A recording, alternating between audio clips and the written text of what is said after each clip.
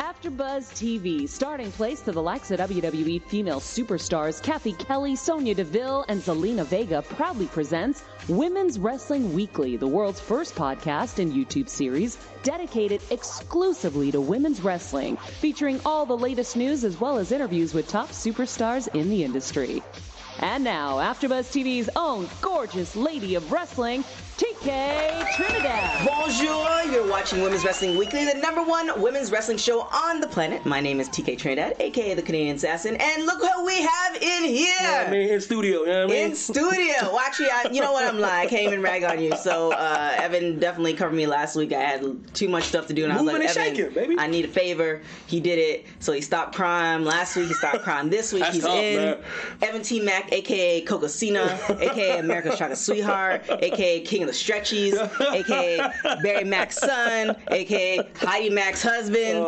He's just everywhere. So welcome, Evan T. Mack. Thank you very much. How's birth season going? Birth season's going well. We had a little birthday party where we had a whole bunch of wrestling folks. We talked wrestling. A lot of wrestling talk. We talked wrestling for like 6 hours. We really did. But it was good. We had Rosenberg and all these. You don't know who those people are. You need to be watching AfterBuzz Wrestling on everything. But let's get into the show. Yes. We have an amazing show every single week. This week is no exception. I want to shout out Kevin Harvey, because I've been harassing him for a while. He put me in contact with a lot of wrestlers, like, oh, you need to talk to her, you need to talk to her, you need to talk to her. So shout out to Kevin for sure. She is part of the Killer Machine. She's reps Ohio. Please welcome Navaeh. How are you doing? Good. Hi, guys. Hi. So what's going on? You look like it looks hot there too, like it's in LA. It is. It is super sunny and hot, and I just got out of the gym, so I'm a little extra red-faced here. But yeah, I mean, you have to stay working. You gotta stay in shape. You know what I mean? It's all good. Got to. So my thing is the great thing about women's wrestling at the moment, because I saw some previous interviews where you were saying that like you just wrestled the same women. We haven't had multiple like people doing our show for the second time, maybe 3 or 4 times, and we're now in our 3rd season. That's good. So there are so many women wrestlers that it's just hard to keep track and know everybody. So when I did some digging into you, you've been in the game for a minute. Like you professional status. You've been in for a minute. So tell us the difference between when you started versus now and the changes. Oh my gosh. Well, first of all the girls that have come in within the last 5 years, you're welcome.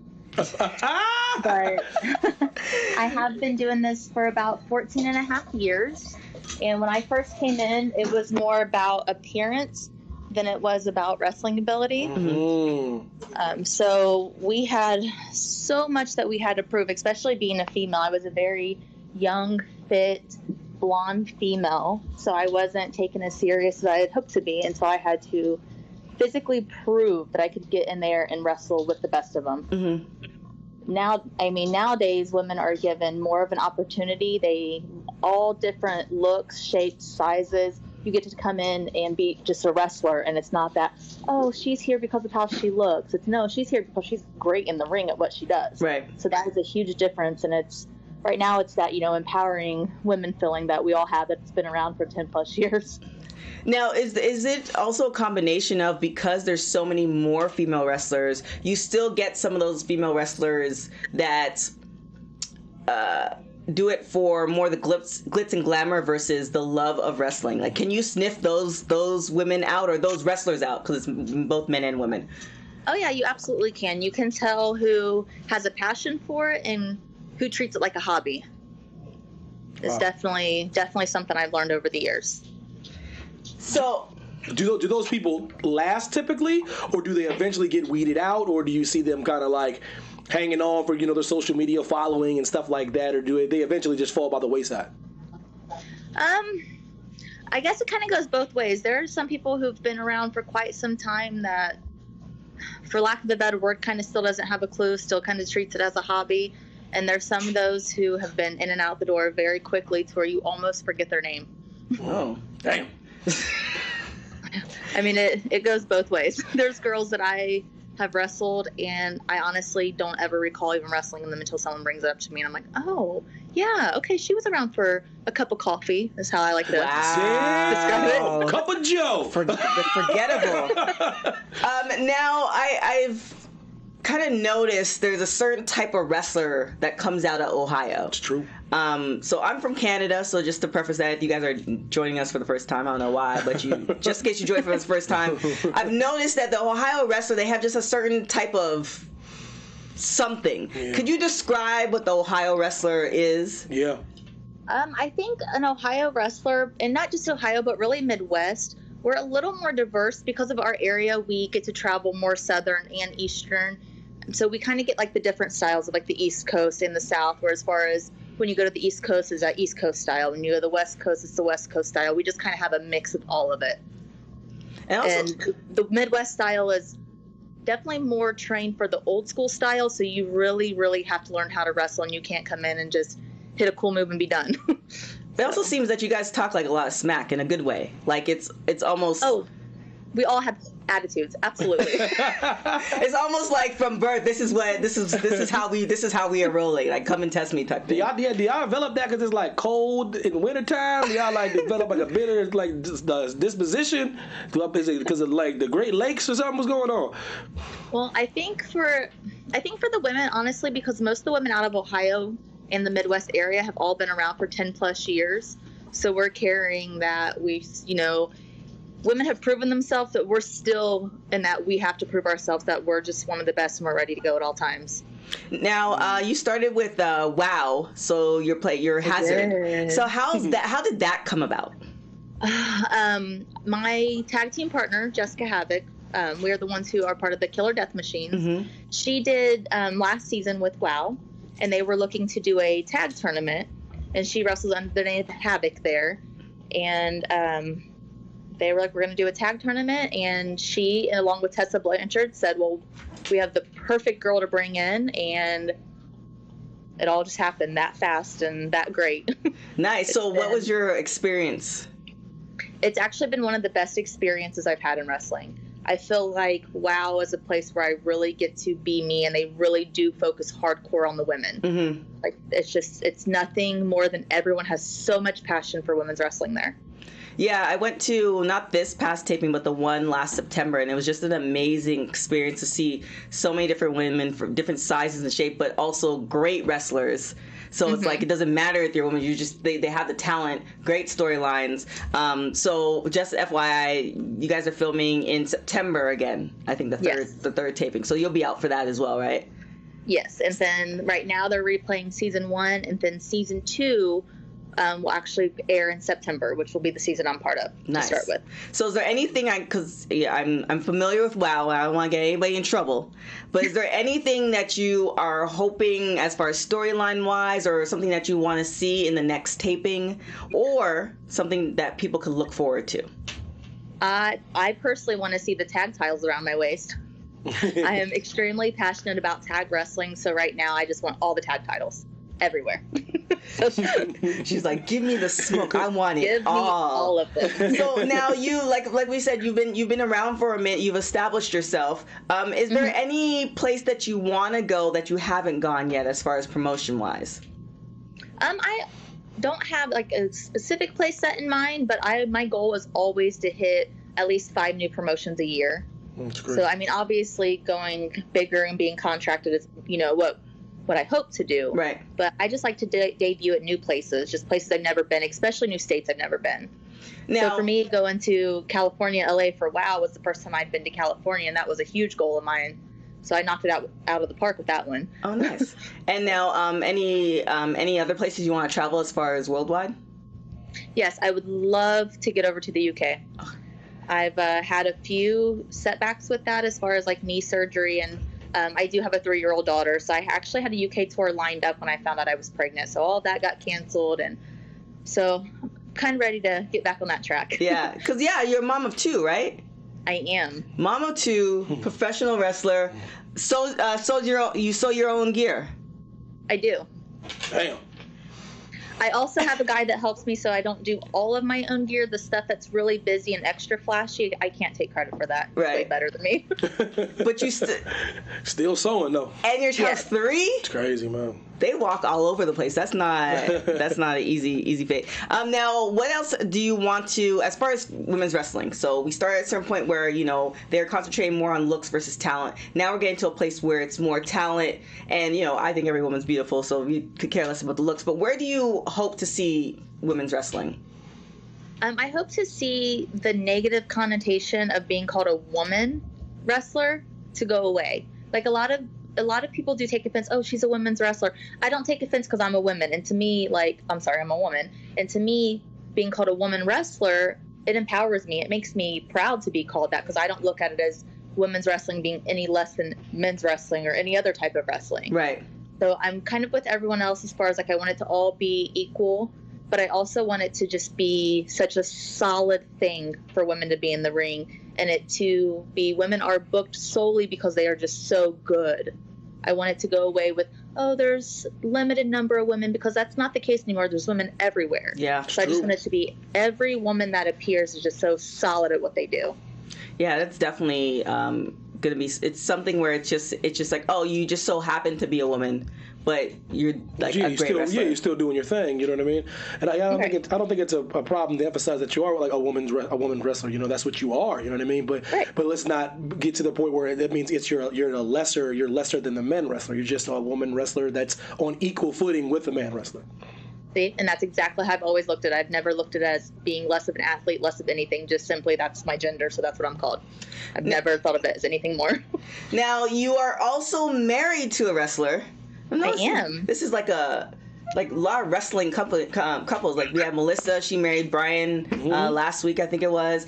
Yes. I don't want to say what is that like, but because you guys have like an interesting story. So can you break it down for folks who don't know? Because it's one of those things where people should know who you are, and the people who do know, they do know, and the people who are like, oh, I had no idea. Like, just break it down for folks. Okay, so I am married to Jake Christ. He is part of Impact Wrestling, OVE, Ohio versus everything, because, you know, us Ohio people. We have actually been married for about 6 years, but we've been together for almost 18 years. So we are high school sweethearts, and we kind of jumped into this business as a couple before. So our relationship is a little bit different, and people were always kind of shocked to find out that we're married and have kids, because we do very much try to keep our wrestling separate. I've never wanted to get bookings based off of him, and vice versa. We've always wanted to kind of put our feet on the ground running and prove that it's us doing the work, not us being a couple that's doing the work. Right. Yeah, you did that very well, because I had to do a little bit of digging. I was like, well, wait a minute. Okay, so I mean, I love when that happens, because then you can really rely on, I mean, you could do it either way, but then you know for sure you're getting booked just based off of my skills and not, you know, who I'm married to or who I know and stuff like that. Yes, because I would have already been to the UK multiple times if I just said, hey, I'm Jake's wife, bring me over here.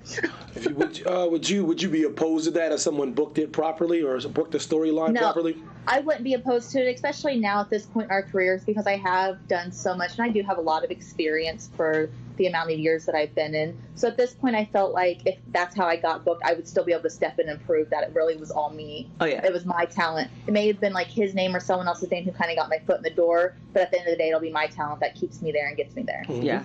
Now, is there anybody that you want to wrestle, either male or female, that you haven't wrestled yet? I don't really have that. These are the people I want to wrestle. I do have my favorite opponents. I'm always just really ready to wrestle anyone I haven't. To me, it's always a challenge to wrestle someone new. Say Ohio. She's like, bring it all. I'll take it. So now, as far as, so you're going to take on anybody who comes to you. Intergender matches, you're down for that? Yep, I do those all the time too. And now, are your kids into wrestling? No. My oldest definitely spent more time traveling with us because we were, you know, in our early 20s when we had her. So we did take her with us to more things. But now she's actually 15, so she has developed that, oh no, I'm not doing that mindset. Damn, which I'm okay with. My 3-year-old, if she sees it, she gets really, really hyper and starts trying to do flips and stuff, so we try to keep her away from it too for now. Oh my God! So you said women have to prove themselves in the industry, which I do believe is true. Does that keep you sharp, or is that a pain in the ass? For me personally, it keeps me sharp, but I think it's just because I have such a competitive side. Like, everything about me is always competition. So to me, if I can go in there and they go, "Oh, hey, yeah, you can hang with one of the guys," I'm like, "All right." Like, I don't take it as anything negative. I'm like, "Yeah, okay, let's keep getting better and see if I can hang with the best guys." Type deal for me. I actually just recently we wrestled for bar wrestling last week. Oh, nice. Jessica Havoc and I had a tag team match, and we wrestled an intergender match against Heather Monroe and Jake Atlas. Wow. And it was crazy to me because when we got in the ring with Jake Atlas, he did not at all, like, it did not cross his mind that we were female, and that's been one of my favorite intergender matches I've ever had. He got in there and he looked at us as completely equal opponents.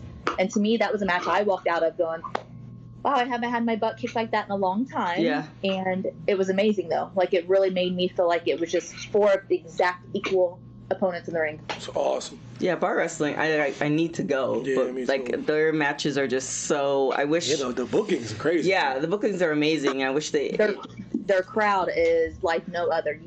I've never been part of a crowd where you feed off of their energy so much. Wow. Yeah, it was refreshing. It was so refreshing. So we are going to get into some rapid hot tags. So Women's Wrestling Rapid Hot Tags. There we go. So we're going to hit you a couple questions. You're going to say the first thing that comes to your mind. So always early or always late? Always early. Last person you text? Husband. If you didn't sound happy about that one. If you were to listen to one album for the rest of your life, what would it be? Oh, Purple Rain. Oh, that's a good one. If you can have a superpower, what would it be? Was it teleportation? Oh, yeah. Take myself from one place to another without being in a car? Yeah, I like that one too. Costume parties or pool parties? Pool parties. What is the one thing you love about yourself? I love how honest I am. That's that Ohio right there. If you were a crayon, what color would you be? I'm sorry, what was it? If you were a crayon, what color would you be? Ooh, red. And a favorite meal. If you had one meal, your last meal on earth, what would it be? Spaghetti. Homemade spaghetti, though. Dope. Boom. There is. Now, where can people find you? All over. I have social media. I have social media for WOW and for my regular wrestling, so under Navaeh, under Hazard. And I do constantly post my schedules from where I'll be at as well. Oh, nice. And then Evan pointed out to me that your name, Navaeh, is heaven spelled backwards. Mm-hmm. How did you, how did that come about? I actually have a 21-year-old niece, and her name is Heaven. And she was whiny when she was little. No one's named after me. And I thought I was being so clever when I came up with the name Navaeh. I didn't know that it was a thing. Oh, I love it. I didn't even know. I was like, oh, that's a cool name. And I was going to, is there a meaning to it? And Heaven's like, it's heaven. So I was like, oh. Damn. All right. Thank you so much for coming on the show. We really appreciate it. Next time you are in LA, you are more than welcome to come down. We'll bring somebody for you to have a match with. Maybe you can have a match with Evan. Dope. We'll see how that'll go. He's like, yeah, I will be there that day. I'll take the bump, man. Thank you so much for coming on. We definitely, you are on my radar, therefore you should be on everybody else's radar who's ever watching the show or listening to the show who doesn't know who you are. You should know who she is, but just in case, because those matches, I watched quite a few of them. Mm-hmm. I don't understand. Some people who are booking are missing the mark. So we need to put you on there. But thank you so much for coming on. We really appreciate it. Thanks, guys. No Bye. problem. Have a good one. Oh my gosh, such a sweetheart. Dope. All right, so we're gonna have Evan hit that. Honest too, though. I mean, that's that Ohio thing. I mean, Jeff is honest most times, I guess. Yeah, sometimes. he is. So let's hit the start of the week real quick. Yeah, Women's man. Wrestling Star of the Week. This week's Women's Wrestling Star of the Week is Lindsay Carriage. She's an American professional wrestler and valet, better known by her ring name as Vita Scott. She has wrestled for various American independent promotions, including Ring of Honor, Shimmer, Women's Athletes, and Absolute Intense Wrestling, where she's a former AIW Tag Team Champion and AIW Women's Champion. She's also wrestled internationally in both Canada and Japan. She also was studying law during her professional wrestling debut in 2011 and graduated from Drexel University School of Law in 2012. So she's a lawyer. That's in Philadelphia, by the way. On May 10, 2014, Scott made her debut for Total Nonstop Action Wrestling in the tapings of TNA's One Night Only Knockouts Championship pay-per-view, where she lost to Gail Kim. On November 7, 2014, pay-per-view, Scott competed in TNA One Night Only Knockouts 2, losing to Gail Kim again. On April 22, 2016, Scott competed in TNA One Night Only Knockouts and losing to Rosemary. So she's taking some L's, but she's actually progressed into this point where she's getting into more and more opportunities. Yeah. But if you want to watch a really good match, Blood, Sweat, and Beers match, she fought Chelsea Green, and it's on YouTube, and it's really good. She, like I said, getting better and better each match. Yeah, I've heard her name around, so definitely. Lindsay Carriage. You definitely check that out. Scott. Hope we get on the damn show. I mean, what's up? We've only had what? Reach out. Is it Taya, Ariel, Sunny? Yeah. Hogan? Kira hasn't been on the show. She's only been on once. So yeah, I think we only had 3 or 4 people actually come on the show for a second time. That's true. And we're tailing the end of our 3rd season. Just to show you how far women's wrestling's come as far as the crop of talent coming through. Crazy. Lawyers wrestling and whatnot. Yeah, and we haven't missed a show. We are consistent, folks. So if you are watching us for the first time, it shouldn't be your first time. We have we have almost 100 plus shows for you guys to watch. 100? Almost. We close. We like at the tip. Damn! So definitely check that out. Where can everybody find you? Evan T. Mac, Instagram and Twitter. Coco Scene in the building. What's up? Oh yeah, he's doing like slow mos and sports shows and all that good stuff. The director chose the slow mo. I mean, I like the slow mo. I do too. I remember it. It's a nice director choice. Yeah, so it's on his Instagram. You have to watch it. It's very impressive. So definitely, if you're not following the show, follow us on Instagram and Twitter at WPW Weekly. If you're watching us on YouTube, hit that subscribe button. You should already be subscribed, but just in case you're not, hit that subscribe button. Yep. We'll really appreciate it. Leave comments. We also love that too. If there's any female wrestler that you want to see on the show, and or male, depending the qualifies, you need some qualifiers. Yeah, you gotta be a little, you know what I mean? Like, connected something. to a female kind of got some insight. Yeah, something like that. Let us know in the comments, or you can hit me up at TK Trinidad. As per usual, for our folks who have been here since day one, without you guys, we wouldn't be the #1 women's wrestling show on the planet. Till next time, guys, see you next week. Ciao. From executive producers Kevin Undergaro, Maria Menounos, Phil Svitek, producer TK Trinidad, and me, Mark Donica, your voice of AfterBuzz TV Wrestling, we ask you to rate and comment on iTunes, subscribe to AfterBuzz Wrestling on YouTube, and find us on all social media. Thank you for watching Women's Pro Wrestling Weekly. See you next week.